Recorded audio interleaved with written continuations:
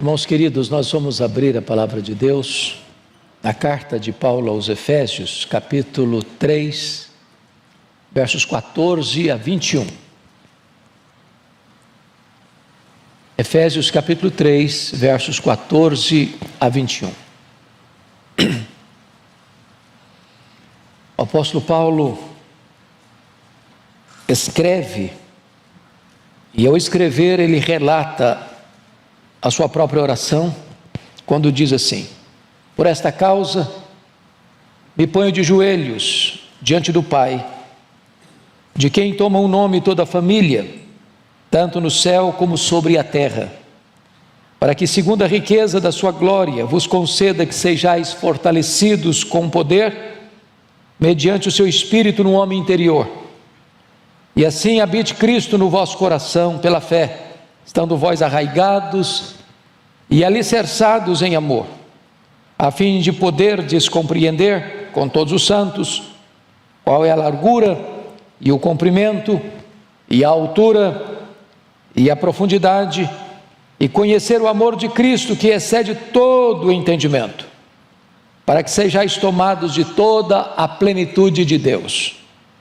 Ora, aquele que é poderoso para fazer infinitamente mais do que tudo quanto pedimos ou pensamos, conforme o seu poder que opera em nós, a Ele seja a glória na igreja e em Cristo Jesus, por todas as gerações, para todos sempre.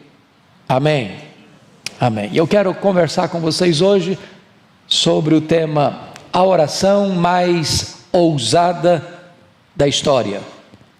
A oração mais ousada da história.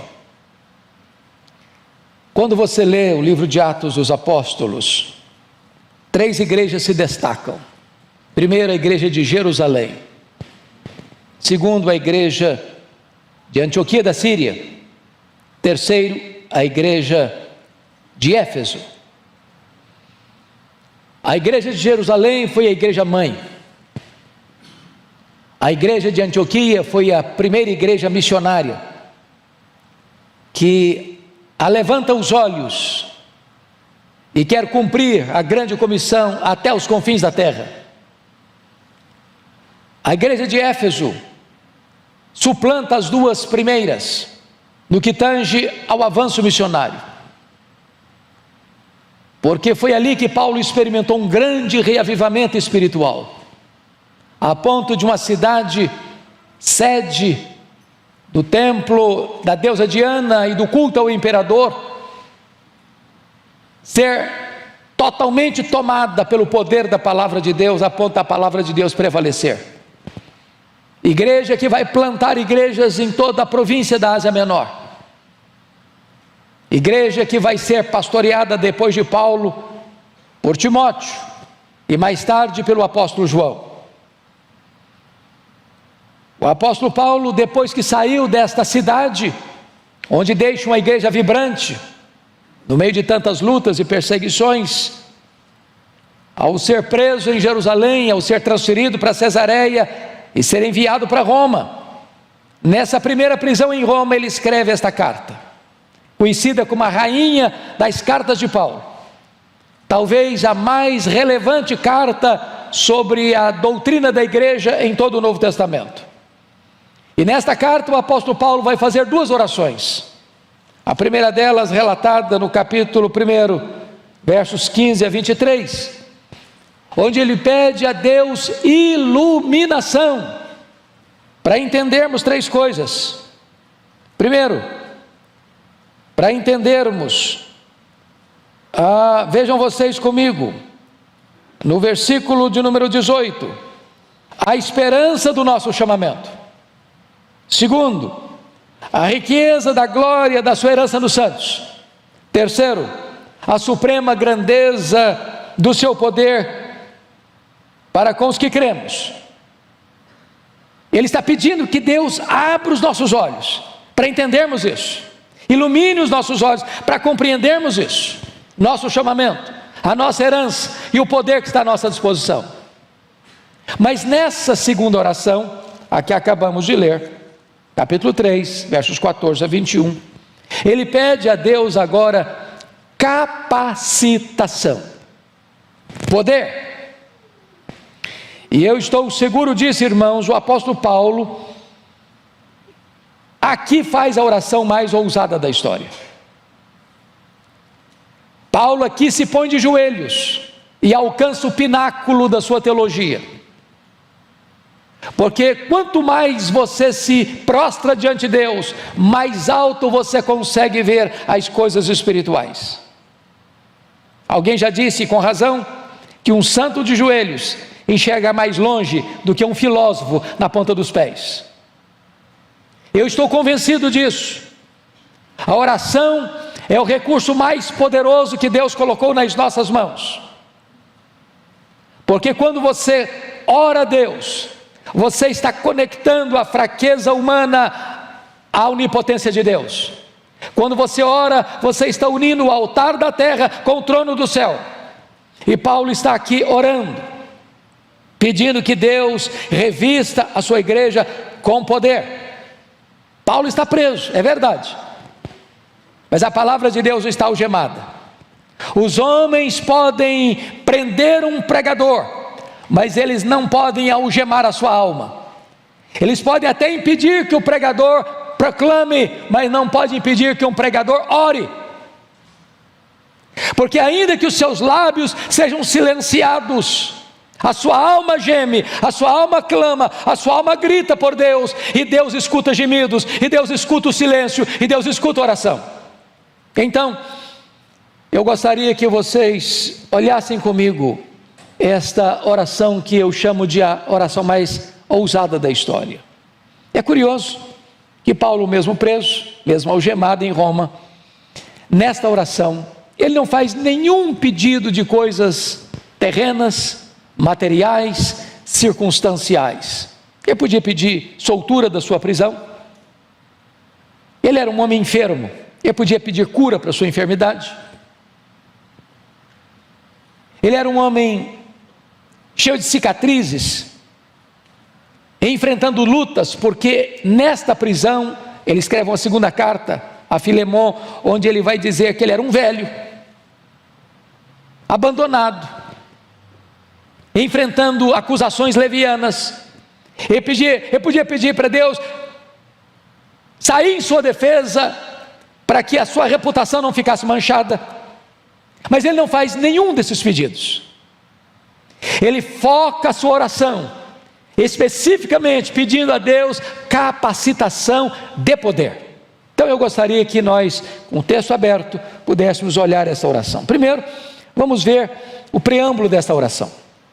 E ele começa assim: por esta causa. Que causa é esta? O que ele está falando? Por que ele introduz com esta expressão? Por esta causa tem a ver com tudo aquilo que eu já disse até agora. No capítulo 1 ele prova que a salvação é uma obra de Deus, quando Deus o Pai nos elegeu antes da fundação do mundo para sermos santos e irrepreensíveis. No capítulo 1 ele diz que nós fomos redimidos pelo sangue de Cristo e fomos adotados na família de Deus. No capítulo 1 ele vai dizer que o Espírito Santo nos foi dado, e o Espírito Santo nos selou, e o Espírito Santo nos foi dado com penhor, dizendo que Deus vai completar essa obra que começou em nós. No capítulo 2 ele vai provar que esta redenção que Deus planejou na eternidade foi executada por Jesus Cristo no tempo. Nós estávamos mortos e Ele nos deu vida, nós estávamos arruinados e Ele nos fez assentar nos lugares celestiais, acima de todo o principado e potestade. Nós estávamos perdidos e Ele nos salvou por sua graça. E Ele no capítulo 2 ainda mostra que judeus e gentios foram estreitados num só povo, numa só família, de tal maneira que o muro que separava foi quebrado, e agora somos uma só igreja, judeus e gentios servindo ao Deus vivo. No capítulo 3 ainda, ele vai mostrar que o grande mistério de Deus, oculto das gerações, está agora revelado, que Deus forma de judeus e gentios um só povo, uma só igreja, um só rebanho, uma só família. E agora ele vai orar, pedindo esta capacitação. Por esta causa ele diz: eu me ponho de joelhos. O judeu costumava orar de pé, mas Paulo aqui por esta causa se põe de joelhos. Ele está tão extasiado com o plano da redenção, com a obra de Deus, que ele não tem outra postura a não ser se curvar diante desse Deus. E agora, ele vai mostrar a motivação desta oração. Ele diz: me coloco de joelhos diante do Pai, de quem toma o nome toda a família, tanto no céu como sobre a terra. Vamos entender isso aqui, irmãos. A igreja é a família de Deus. Ainda que você tenha passado uma luta tão grande a ponto da sua família ter rejeitado você, você pertence a uma família onde não existe rejeição. O que Paulo está dizendo aqui é que a igreja do céu e a igreja da terra é uma igreja só. Aqui militante, lá triunfante. Aqui imperfeita, lá aperfeiçoada e glorificada. Então preste bem atenção nisso. A igreja tem identidade, e a identidade da igreja é o seu Pai. Lá no céu e aqui na terra, somos a mesma igreja que tem como identidade o nosso Pai. Ele toma o nome, toda a família, é a família de Deus. Aqui na terra, é a família de Deus lá no céu, é a família militante, é a família triunfante. É a igreja na terra, é a igreja no céu. Todos nós estamos todos conectados por essa mesma identidade. Chamamos Deus de nosso Pai. E agora, chega no verso 16, o apóstolo Paulo vai mostrar a sua audácia ao fazer a seguinte colocação: para que, segundo a riqueza da sua glória, vos conceda que sejais fortalecidos com poder mediante o seu Espírito no homem interior. O que ele está pedindo aqui? Para que Deus, segundo a riqueza da sua glória, conceda o que ele vai pedir. Mas o que é glória de Deus? Glória de Deus não é um atributo de Deus. Deus tem muitos atributos, muitas qualidades. Deus tem qualidades que só Ele tem, e Ele não distribuiu essas qualidades nem com os anjos, nem com os homens.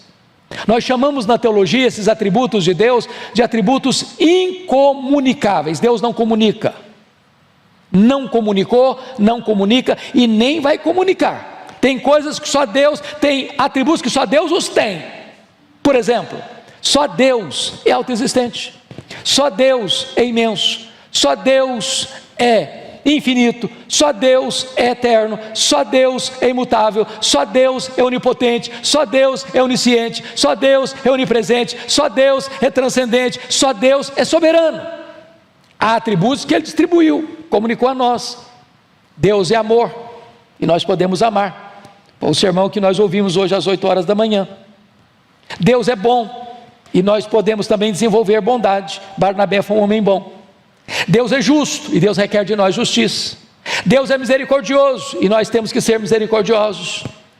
O que Paulo está orando é para que Deus reúna todos os atributos que Ele tem, os comunicáveis e os não comunicáveis, para que, segundo a riqueza da sua glória, e glória é toda manifestação do ser de Deus, é todo o refulgir da glória e dos atributos de Deus. Tudo que tu és, tudo que tu tens, use na resposta a esta oração que eu vou te fazer. É isso que ele está falando. Para que, segundo a riqueza da tua glória. Agora nós vamos entender quais são, ou qual é o conteúdo deste pedido que Paulo vai fazer. E o pedido dele tem 5 aspectos. Primeiro aspecto, o que ele suplica? Vejamos, verso 16: vos conceda que sejais fortalecidos com poder, mediante o seu Espírito, no homem interior. Então, a primeira coisa que ele pede é poder interior. Por que ele pede isso?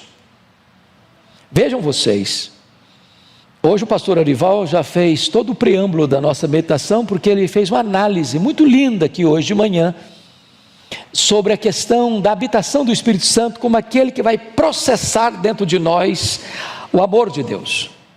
E ele diz o seguinte: para que vos conceda que sejais fortalecidos com poder, mediante o seu Espírito, no homem interior. Todo crente salvo, claro, tem o Espírito Santo. Tem o Espírito Santo residente. Quem não tem o Espírito Santo, Esse tal não é dele. Ninguém pode dizer Senhor Jesus, senão pelo Espírito Santo. Então todo salvo tem o Espírito Santo. Mas nem todo salvo que tem o Espírito Santo presente, tem o Espírito Santo presidente. Nem todo salvo que é habitado pelo Espírito Santo, está cheio do Espírito Santo. Nem todo crente, em quem o Espírito Santo habita, está revestido com o poder do Espírito. E Paulo está orando para que você e eu sejamos revestidos por esse poder. Que poder? É o poder que vem mediante o Espírito Santo. É Ele quem aplica, Ele quem dá o poder, Ele quem processa esse poder, Ele quem capacita. Mas onde? No homem interior. No homem interior. No homem interior. E se você parar para perceber, a vida cristã é uma vida de poder. O Espírito Santo veio trazer poder. O reino de Deus é poder. A palavra de Deus é poderosa. O Espírito Santo veio para trazer poder. Em outras palavras, o projeto de Deus é que um crente não seja fraco, vivendo uma vida medíocre, rasa, pobre, infrutífera, insossa. Não, o projeto de Deus é nos capacitar com este poder. Aliás, quando eu vejo o livro de Atos, que relata a história da igreja primitiva, há 59 referências ao Espírito Santo no livro de Atos. 59. E boa parte dessas referências, irmãos, tem a ver com este projeto de Deus, você ser capacitado com poder, ser capacitado com poder, ser capacitado com poder, poder para viver uma vida de santidade, poder para obedecer, poder para glorificar a Deus, poder para honrar a Deus, poder para viver uma vida digna, poder para pregar a palavra, poder para vencer o diabo, para vencer o mundo, para vencer o pecado. Paulo está dizendo: Deus, eu preciso desse poder, derrama esse poder sobre a tua igreja. Mas ele vai explicar um pouco melhor como é que isso funciona. Olha vocês, no versículo 17, que ele diz assim: e assim habite Cristo no vosso coração pela fé. Eu quero chamar a sua atenção para esta expressão: e assim habite Cristo no vosso coração pela fé. Você precisa do poder do Espírito Santo agindo no seu homem interior, para que você compreenda a implicação de Cristo habitar no seu coração pela fé. Porque a palavra, o segredo está aqui na palavra habitar. Existem duas palavras na língua grega para habitar. A palavra primeira é a palavra paroikel, é habitar como estrangeiro, temporário. Você vai para um hotel, está fazendo uma viagem, a negócio, a lazer ou de férias, e você habita ali, uma noite, 2 noites, 3 pernoites. Mas ali não é a sua morada permanente. Você não vai ficar ali a vida toda. Você vai passar por ali, vai cumprir a sua agenda ali e volta para sua casa. Esse habitar temporário é paroikel. Não é a palavra que Paulo usou aqui. A palavra que Paulo usou aqui foi katoikel. E katoikel é habitar como residente. Por exemplo, se você perceber comigo, nas Escrituras, lá em Colossenses 2, 9, está escrito: porque nele, em Cristo, habita corporalmente toda a plenitude da divindade.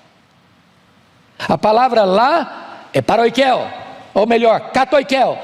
Habitar, a divindade habita em Cristo sempre. Sempre. Nunca houve um momento que ele disse: não, eu não sou Deus. Mesmo quando ele encarnou, ele continuou sendo Deus.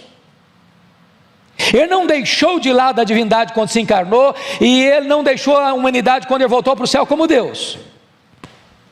A ideia aqui, irmãos, é esta: Cristo habita no seu coração como um viajante que fica num hotel, ou como um morador permanente. Quando você habita como dono da casa, você limpa a casa, você reforma a casa, Você muda os móveis da casa. Você faz como Neemias, pega os móveis de Tobias e joga fora. Você é o dono, você tem todas as chaves. Você tem o domínio, você tem o controle, você tem a posse, você tem o uso, você tem a autoridade. A grande pergunta que eu faço aos meus irmãos nesta manhã é essa: você já entregou todas as chaves da sua vida para Jesus? Existe alguma área da sua vida que ainda não está debaixo do governo de Jesus? Na sua vida pessoal, na sua vida sentimental, na sua vida sexual, na sua vida financeira, no seu relacionamento conjugal, no seu relacionamento com seus pais, no relacionamento com seus filhos. Você já colocou Jesus para comandar essa casa? Essa é a ideia. Preste bem atenção. Às vezes a gente pensa em poder como uma coisa etérea, ou pensa em poder como uma coisa assim, sobrenatural, ou um milagre que aconteceu, acabou de acontecer aqui, todo mundo está pasmo. Paulo está dizendo que esse revestimento de poder tem coisas práticas. É você entregar as chaves todas da sua casa, da sua vida, do seu coração, do seu casamento, da sua família, dos seus negócios, da sua empresa, do seu comércio, da sua vida de lazer, do seu descanso. Tudo isso você entrega a Jesus. Toma conta, é teu, fica aqui, mora aqui, o Senhor é o dono da casa, o Senhor faz o que o Senhor quiser da minha vida. É preciso ter poder para isso, irmãos, para que Jesus habite no nosso coração dessa maneira. Mas vamos avançar um pouco mais no pedido de Paulo, quando ele diz assim: assim habite Cristo no vosso coração pela fé, estando vós arraigados e alicerçados em amor. Bom, eu não combinei com o pastor Arival para pregar o que preguei, porque ele já tratou desse assunto hoje de manhã, sobre a questão do amor. Mas aqui Paulo vai lançar duas metáforas sobre amor. Notem comigo: arraigados e alicerçados. A palavra arraigado vem de raiz, e a palavra alicerçado vem de alicerce. Então ele está usando uma figura da botânica, ele está usando uma figura da engenharia civil, ele está usando a figura de uma árvore, e ele está usando a figura de um prédio. Tanto uma árvore quanto um prédio precisa de quê? De estabilidade. O que dá estabilidade para uma árvore? Suas raízes. O que dá estabilidade para um prédio? Seu alicerce.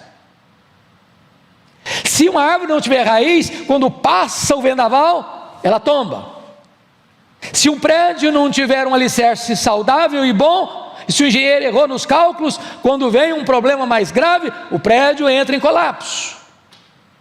O que Paulo está dizendo? Como é que você sabe que Jesus habita no seu coração?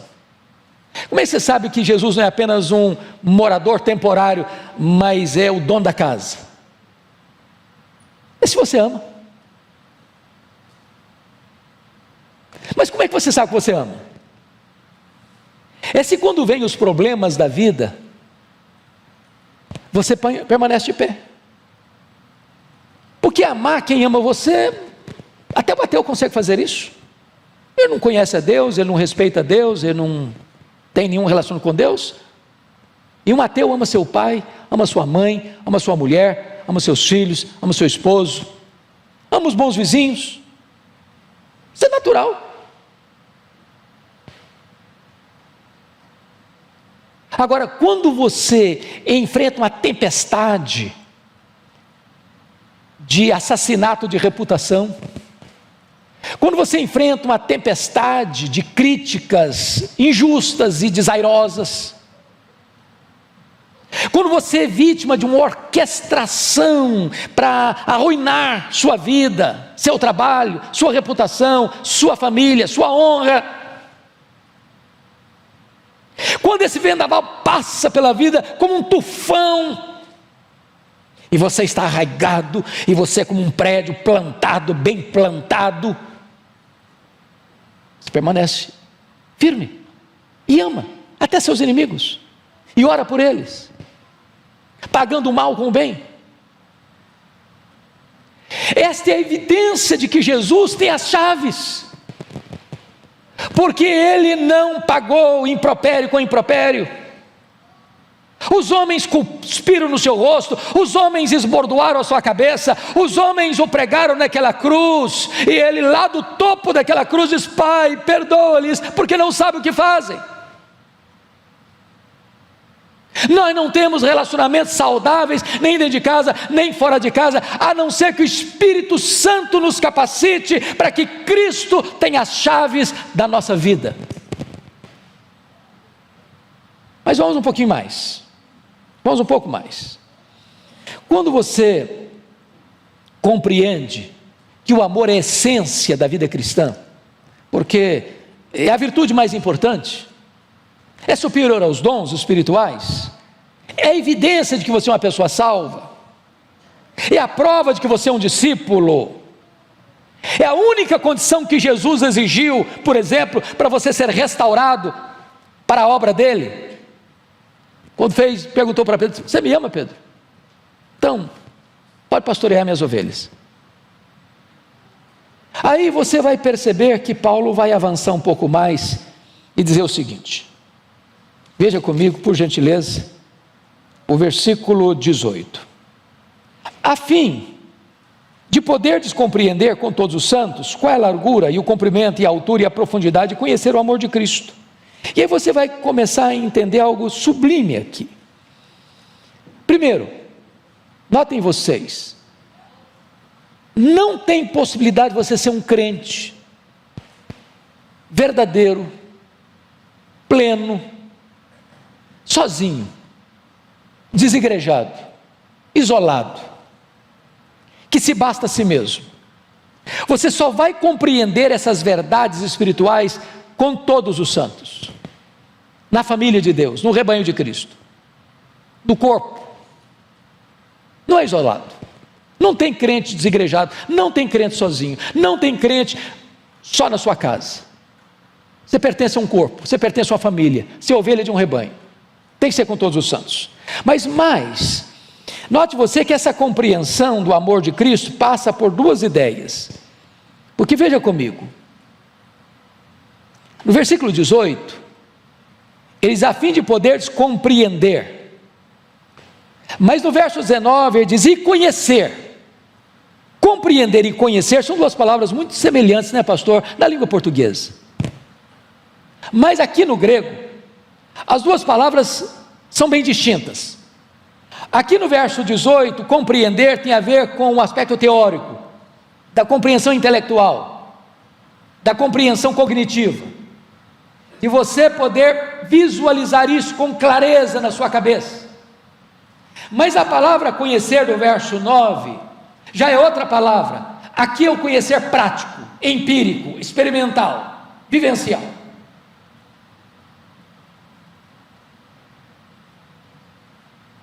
Você não conhece o amor de Cristo porque você lê um livro fenomenal, que tem todos os conceitos de que o amor de Cristo, entendi. Aí eu compreender, do verso 18. Mas esse conhecer o amor de Cristo é algo que é aqui dentro, é da sua experiência, é aquela doçura que invade o seu coração, é aquele deleite que você encontra nele, é aquele prazer que você tem estar na presença dele, é aquela relação de dois amigos que não querem separar-se um do outro. Você quer a presença dele, você anseia por ele, você o deseja mais do que ouro e do que prata, você quer estar na presença dele, conhecer ele mais e mais, e mais e mais, e mais e mais, e quanto mais você caminha com ele, como Enoque, mais você quer caminhar. Você e eu precisamos de poder, amados, para compreendermos o amor de Cristo. Como Paulo chegou a dizer, o amor de Cristo me constrange. Eu não sei quanto a vocês, eu tenho um gosto imenso de ler Martyn Lloyd-Jones, talvez foi o pastor mais influente do século XX, e aquele homem conseguiu alcançar para mim as profundezas da graça de Deus, ao expor as Escrituras, e ele disse o seguinte: se você entende, se você medita, se você compreende, se você conhece as profundezas do amor de Cristo por você, que sendo Deus não julgou como usurpação ser igual a Deus, ele a si mesmo se esvaziou, ele mesmo assumiu a forma de servo, ele voluntariamente vai para a cruz, depois de ser cuspido e esbordoado, ele voluntariamente vai para o cadafalso da ira de Deus, que devia cair sobre nós, e sorve gota a gota aquele cálice amargo da ira de Deus no nosso lugar. Se você entende a cruz, se você compreende a cruz, e você não se emociona, você não entendeu a cruz. Se isso não mexe com você, se isso não toca você, se isso não mexe com as suas entranhas, se isso não constrange você, você não entendeu o que Ele fez por você. Ele está orando para Deus dar essa capacitação para a igreja.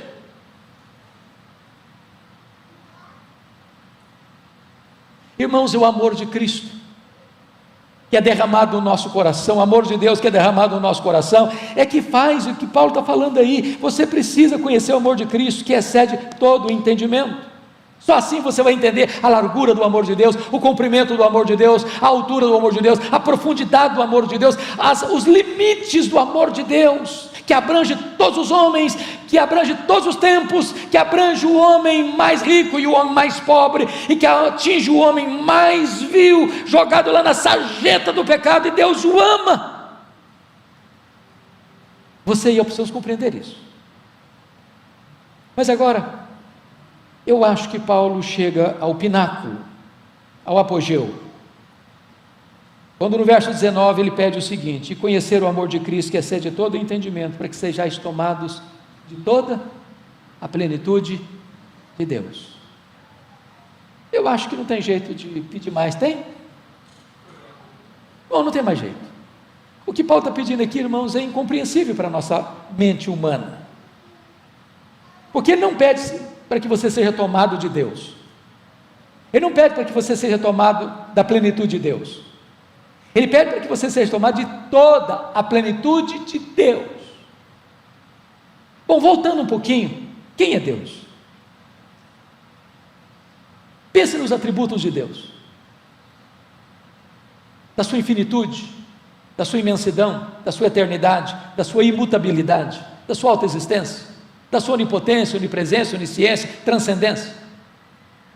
Esse é um termo que às vezes nós não lidamos tanto. Transcendência, o que significa isso? Significa que tudo que existe, tudo que existe, eu vou lhe dizer algo: o universo não é nem imenso, nem infinito. Imensidão e infinitude são atributos exclusivos de Deus.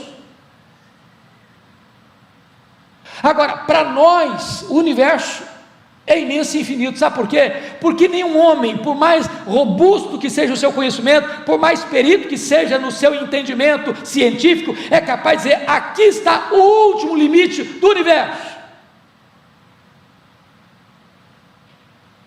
Os homens estão todo dia extasiados com a grandeza insondável do universo, calculando-se mais de 93 bilhões de anos-luz de diâmetro. Isso significa que se você voasse nessa velocidade da luz, você demoraria mais de 93 bilhões de anos para ir de uma extremidade à outra do universo, pois Deus é maior do que isso.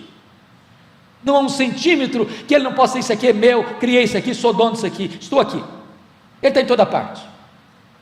E agora Paulo orando para que você e eu, frágeis vasos de barro, sejamos tomados de toda a plenitude de Deus. Sabe qual é o problema que você e eu temos? É que nós somos tentados, ou levados, ou induzidos a pensar que tudo o que Deus pode e quer fazer na nossa vida é o que nós conhecemos, já experimentamos.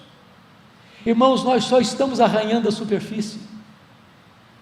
Deus tem mais. Deus tem infinitamente mais para nós. Eu não sei se você tem esse hábito de ler a história dos heróis da fé, Parece-nos que quando você lê sobre a vida dos homens mais piedosos, foram os homens que mais choraram pelos seus pecados, pelas suas limitações. Estava lendo o pastor Arival a semana passada, um pouco do diário de David Brainerd. Foi um dos homens mais piedosos do século XVIII, e há um dia em que ele diz assim: oh meu Deus, tem misericórdia de mim, eu não suporto a vileza do meu coração. Quanto mais você conhece a Deus, mais você sabe que você tem muito mais para conhecer. Paulo está orando para que você e eu sejamos tomados de toda a plenitude de Deus, como se cada poro do nosso corpo, ou cada poro da nossa alma exalasse Deus. Aí você pode dizer: bom, Paulo, mas eu acho que você estava velho, estava doente, preso. De repente você estava delirando um pouco, você foi um pouco exagerado, você foi hiperbólico demais. Aí ele diz no verso 20 algo espantoso, depois de fazer a oração mais audaciosa da história: ora àquele que é poderoso para fazer não mais, não muito mais, mas infinitamente mais. Aí eu já não estou entendendo, confesso a vocês, porque eu não sei o que é infinitamente mais daquilo que é o mais exagerado possível. Eu não sei. Eu não sei se Deus atender o pedido do verso 19, eu ser tomado, você ser tomado de toda a plenitude de Deus, se pode acontecer mais alguma coisa ainda, se dá para esticar um pouco mais ainda. O que Paulo está dizendo é que não há limitação em Deus. Não há. Se você pensa que você foi ao máximo, já tem mais terreno a conquistar, tem mais para ir, Ele tem mais para dar.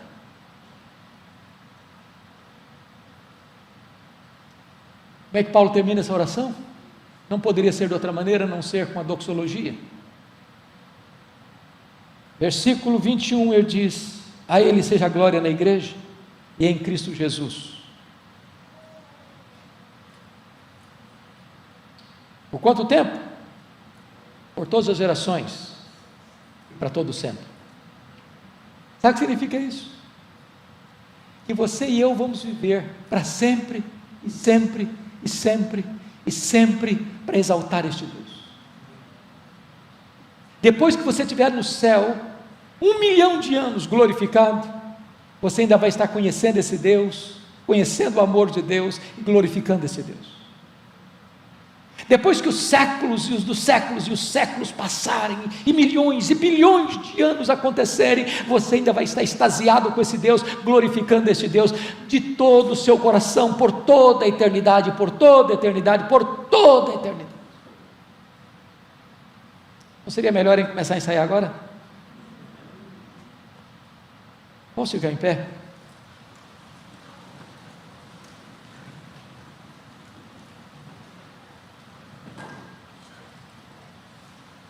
Esta glória vem sobre o corpo, esta glória vem sobre a cabeça, esta glória vem no tempo, esta glória vem na eternidade. Esta é a glória que Deus quer derramar sobre nós, para vivermos esta vida maiúscula e superlativa. Senhor Deus, por amor do Teu nome, volta o Teu rosto para nós, esta hora. Nós não queremos viver uma vida rasa, supérflua, epidérmica, medíocre, rasa. Oh meu Deus, Tu tens tanto para nós. Não permita que vivamos na escassez, vivendo como mendigos espirituais, se os banquetes da graça estão fartos. Não permita que sejamos fracos, a ponto do diabo se irandar conosco, se temos toda a grandeza do Teu poder à nossa disposição. Não permita, Deus, que rebeldemente queiramos controlar áreas da nossa vida, quando todas as chaves precisam ser entregues a Jesus.